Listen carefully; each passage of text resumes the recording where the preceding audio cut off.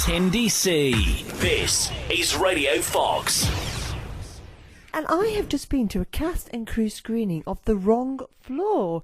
And what can I say? Hobos, mad scientists, gangsters. I'm joined now by the director, Marc Hamill. How are you? I'm good, Tindy. Thank you very much. Thanks for coming down to the screening. Congratulations, firstly. It's looking really good so far.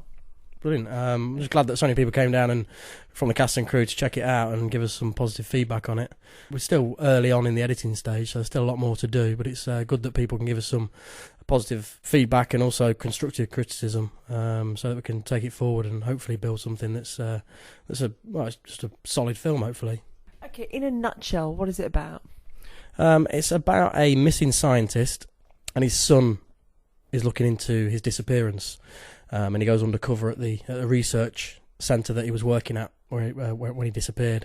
And when he gets a job there as a security guard, he discovers that there's a lot more going on behind the scenes there. There's a sinister plot behind it, and he gets kind of tied up with a sort of a conspiracy plot, and also like there's a drug. There's a drug that's being created there. It's like a really powerful drug that's been put out on the streets, and it's about to kind of take over the world, this drug, if he doesn't help to put a stop to it. So it becomes kind of a race against time to stop this drug getting out onto the streets. And it's all done very colourfully. Can you tell us a bit more about the kind of things that have been added to it? Okay. So, I mean, there's a lot of physical effects in there. Most of the explosions and things like that are done in post-edit, so there's a lot of special effects to go on. Some of those that the people seen today that we've put in so far are just kind of temporary effects, but we've got a really great effects guy that's working on it. He's worked on some decent feature films that will be putting in like the gunshots and the explosions and the blood effects and things like that, because it is quite gory in places. Because it was described initially as a Grindhouse Thriller.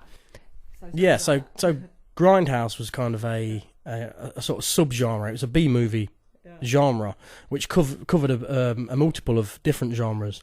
It was, I think the term first came about in New York. There was a strip of cinemas that were really kind of low budget cinemas for people that couldn't afford to go to see proper films. They'd go to a Grindhouse cinema where they'd show back-to-back viewings of low budget films, and they were mainly sort of horror, exploitation films, whatever was popular at the time.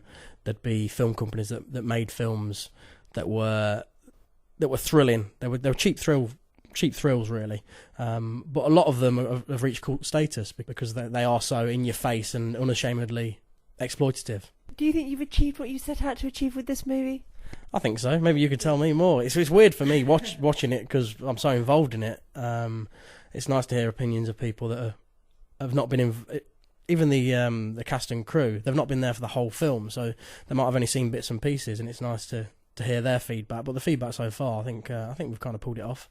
Yeah, no, I must say I have really thoroughly enjoyed what I've seen today, because I've been involved as an extra, and the bit right at the end was a bit right at the beginning, wasn't it, when I first came? And I was like, oh my god, that's what I was doing.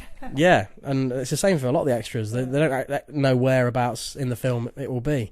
A lot of people assume when they come the first day that it's the first day of the film, but it might be, like you say, it might be the last scene that you're involved in.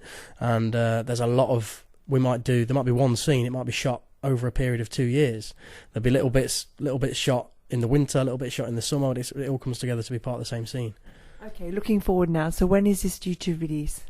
We are aiming for a deadline of the end of March, simply because a lot of the main film festivals start April, May time.